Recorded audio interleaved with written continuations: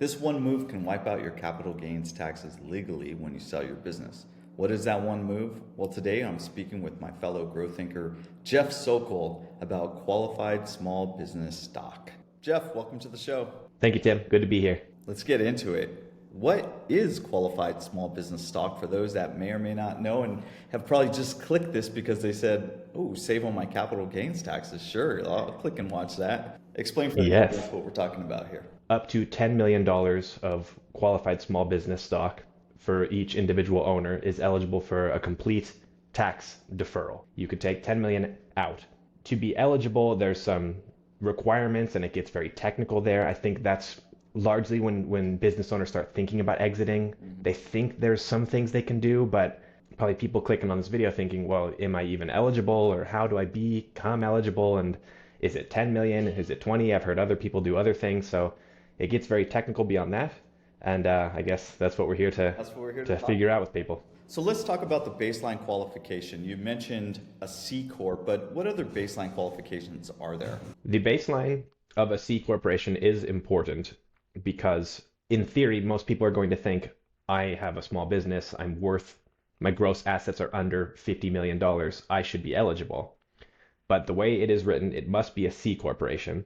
So it couldn't just be a sole proprietorship or a general partnership or an LLC or an S corporation. If you aren't a C corporation, and this is why, as you know, Tim, we emphasize the importance of exit planning.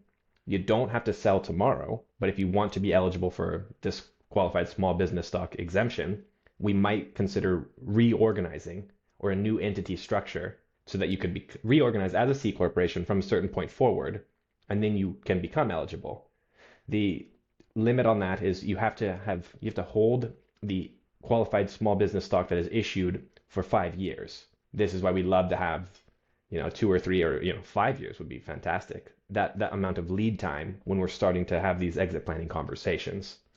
So it would be 50 million in gross assets. This gets confused as well because some owner operators are thinking that their enterprise valuation, they could sell for 100 million, so they assume that they're not eligible. But valuation is not the way that your gross assets is calculated. So you could be worth 100 million or plenty more, and still your gross assets could be 50 million or less. So it's the under 50 million, a C corporation, and that you've held the original issuance of the qualified small business stock for 5 years. And the business has to be an active business, right? It can't just be a shell that's sitting there dormant on the shelf for the last 10 years and you go try to do something fancy with it, right? We're talking about an active operational business, correct? Yes. The IRS is pretty keen at identifying when people try to do cheeky things here. With the one big beautiful bill, I didn't name it, that's just what they call it. They're upping the limit from 10 million to 15 million. That's cool. So this is something that I'm curious to see how the IRS considers this, because if you get really advanced with your planning strategy, you could reorganize a new C corporation tomorrow and then flip the qualified small business stock from previous entity into the new entity. And then does that become eligible for the 15 million? My guess is the IRS is going to rule that that doesn't make sense, because when the laws go into effect, it's like from this point forward. So you can't just retroactively find these loopholes. So the tax code, there are some gray areas, but the simple answer to the question, if anytime you're using the word shell company, I think you're likely to run into some trouble. Right. Let's talk through the types of businesses that qualify. And correct me if I'm wrong, but I believe your more service-based, service-oriented companies do not qualify, correct? Generally, yes. You would want to sit down with some qualified tax professionals, maybe a group like us, and then outsource some of the subject matter expertise on the legal side, because eligibility is obviously a great place to start so that you can understand what your gross versus net proceeds look like. When it falls into this purely service-based arena, it can get a little gray. So I've seen people work around that gray area by building their services into SaaS products. Exactly. That are a little more product focused and less, just one-to-one. Exactly. Yeah. So it's a good point, because by the time you begin working with us, I'll just use us as an example, we're going to look at your eligibility from the way that your entity is structured, and then the eligibility of how you actually package your products and services to make sure you meet those requirements. The good news is you might not qualify right now, but like I keep saying, if we have lead time before we actually make the sale, then we can reorganize and we can restructure how your products and services are offered to make sure you do meet those eligibility requirements. Yeah, absolutely. I mean, Jay Turo, the CEO of GrowthInc, co-founder, says that exit planning is a nutritious process. So as you're thinking about qualified small business stock and you want to see if this applies to you, what kind of team should you build around you to help you determine if this is right for you? This is going to sound a little bit biased, but if you bear with me here, I like it if they come to me first because I can be like the quarterback. I can kind of figure out what makes the most sense here. I have a strong download of information about this client already from all the conversations we have. So I have a decent understanding of what their short and medium and long-term goals are. So then if I'm going to start building a team with bringing in the subject matter expertise on the tax, accounting, and then the legal structuring side, you're going to save a lot of money going to me first because I can give the orders, like I can call the plays with those professionals. Instead of if you go to them first, then they have to get compensated for all that time and effort and energy spent in determining what you're trying to achieve. So it makes sense to come to somebody first if you're working with a wealth management group. I think it makes sense to go there first and pick their brains. Then this kind of depends. Not all business owners have an accountant that does their bookkeeping on the corporate side and on the household side. So you kind of want to be strategic about who you're bringing in and how you're leveraging their expertise. But the general, I guess the short version is that you need tax expertise and legal expertise. Then depending how much of a DIY investor you are on the personal finance side, maybe you do that yourself. But I'm biased, but I think it makes sense to have an advisor for that component. This law came into effect in the 90s, I think around 1993. There's plenty of Mm-hmm. businesses out there that probably qualify this and may not know that they qualify. I mean, if nothing else, you should take a deep dive and see if you're on this list. How do people get a hold of you to start the conversation? Email, phone call. We're very easy to find. I'm sure we'll put our contact information right here in the video. And we do this all the time. There's no pressure. Like you're not going to call us and then we're going to sell you something. We'll talk it through to figure out, what's a good starting point. How should we be framing the conversation? What should we be thinking about? And then if it makes sense to proceed together, by all means, we'd be happy to. But yeah, to your point, when you start the business, you probably don't have a clear understanding of your exit strategy and then all the technicalities and advanced strategies that exist thereafter. So just if you want to even understand your jumping off point, yeah, we can very easy to set up a video call or phone call, or if you're in the LA area, go for a cup of coffee. Coffee with Geoff Sokol. I mean, what could be better? So let's talk about what this could mean. The cap gains. Let's say you're walking with an extra $3 to $10 million somewhere in the ballpark because you executed one of these strategies. Assuming your business is in the, I don't know, 50 million plus arena. Mm-hmm. What should people do with this extra cash? As they say, there's more than one way to skin a cat. Well, it's funny. You quoted Jay Turo a moment ago. We always talk about this. So let's say it is a $50 million valuation and you are in California. So you think that your net worth is 50 million bucks. But if someone feels like giving you a sober outlook, realistically, you've got 25 or 30 because the state and the federal taxes, they're taking 40 or 50% of it as soon as you sell it. So, okay, we're starting there. You're thinking about selling. You don't want to lose 20 million bucks to taxes. I think that's really all we need to know to go have that cup of coffee. You're not going to be forced to sell. You're not going to be forced to do anything. Just the more information you have, the better your decision-making process is ultimately going to be. And as a CEO or a business owner, I think that concept resonates. Like you want to make as informed a decision as you possibly can. This is the same thing, but it might be a different skill set or different information set. So you have a bunch of money that is going to be chopped in half. You don't want to experience that pain. Let's sit down and start to figure out what makes more sense. Maybe you can riff just for a second, and I know we did a video and we'll link it here, but maybe you could riff for a second just on the cost of inaction because we did a whole separate video on that.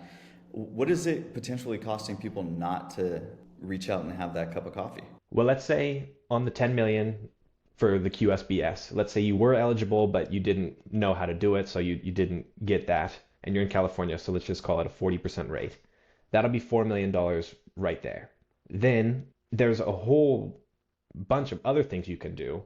If you wanted to get extremely clever, there's asset classes like an opportunity zone investment in real estate where you can defer and eliminate capital gains. You could invest in like the energy asset class if you have intangible drilling costs, which you can use as a credit to bring down your current year income. So in theory, if you had an incredible strategic asset allocation plan plus your qualified small business stock, then your gross proceeds would be the same as your net proceeds. So this is a crazy concept to people that if you have 50 million gross, you could have 50 million net. There's a trade-off there, which is that you might have to take on elevated risk and you wouldn't have as much immediate liquidity because some of those assets that you allocate to, it's like a 5 or 10 year lockup period. So there is a substantial trade-off. The direct answer to the question, the cost of inactivity, it's going to be in the millions, if not tens of millions of dollars, depending on the valuation of your business. And that's just in the immediate term. We haven't even talked about what if you don't have a reinvestment strategy. And then by the time you do get back into the market, you make a bad decision and then you lose a bunch more. So it's the cost of the transaction that you can shield, let's call it just as a general rule. Maybe our goal is going to be let's save 10 or 15 or 20% more of your gross proceeds. And then over the next 5 or 10 or 20 or 30 years, depending how well we manage risk and can optimize your investment portfolios moving forward, that again is another going to be tens of millions of dollars. So the cost here is substantial. In a word, substantial. I love it. It's very sobering. Maybe we can segue a little bit into the broader topic of estate planning, because if you're an owner entrepreneur out there and you own a business and you're producing serious cash, like you probably have some level of estate plan, but your estate plan may or may not include this conversation, this topic. How does a business owner start to segue and tie it all in together? Yeah, it's a good point. With estate planning, there's the multi-generational aspect of it, like you're thinking about your legacy for your children and your grandchildren that can tie the whole process back to why you're doing what you're doing. I think that's always helpful to people to understand like what are your vision and your values for what you're trying to achieve and how you're going to get there. Because Wall Street has this little, I don't know, it's like a psychological thing where everyone is a long-term investor until their stock is down in the next like 2 or 3 months. So instead of panicking and making an emotional decision, it doesn't matter 2 or 3 months worth of performance. We're thinking 2 or 3 decades in advance. So in general, you're going to be more likely to be successful sticking with that long-term mindset. That's the benefit of the planning process. Then with estate planning specifically, if we get clever in how we design things, like an irrevocable trust, for example, once you put that money in there, it's not going to be taxed again. And then when you pass and you give that either to a charity or to friends or family or wherever it goes, they get a step up in basis. So it's going to skip probate, and then they can inherit assets without a taxable consequence. And then during your lifetime, you could borrow against the assets in that trust. And if you're taking a loan, it's not income. So you can effectively give yourself a ton of money on a 0% APR. So you're setting yourself up to have maximum value over time and then make the transfer, and then they have a ton more than they otherwise would if it were to receive taxation. Yeah. So there's all sorts of things you can do that is the general theme of long-term mindset, tax minimization. Yeah, that's brilliant. And that's, again, the reason why you need to reach out and schedule a coffee with Geoff Sokol down below. Geoff, what else are we missing? What other questions did we not ask, other territory we should have covered here? I think that the concept that I really like, just for the high level, because even just in this call, we're jumping back and forth between qualified small business stock and estate planning and trust design and charitable remainder trusts. It gets a little bit overwhelming. And business owners, they've got a lot on their plate. There is one extra point I would also make here, which is the frame of this conversation sounds a lot like we're going to sell the business. The whole point of the planning exercise is that you uncover what your goals are through the process. The more information you have, the more dynamic it becomes, and the more you realize, well, you know what? Maybe I can just take some chips off the table here. Maybe I can hold on to this business, but just sort of remove myself from it a little bit more. You guys can help me to identify a succession plan and bring in some hired guns, so to speak. And then instead of this being all my time and effort and focus, I can sort of annuitize this business, then build a whole investment portfolio on the side. And now I kind of get the best of all worlds. So I think that's another thing to highlight here is that exit planning is not synonymous with the transaction or the sale of the business. It's the planning process that is where the value exists. So just because we're talking about selling businesses here or exit planning, we're not, the goal is not that eventually you're going to get this action item like, okay, now it's time to sell. What actually happens is we're going to identify the way to create the most value for you based on your unique personal circumstances.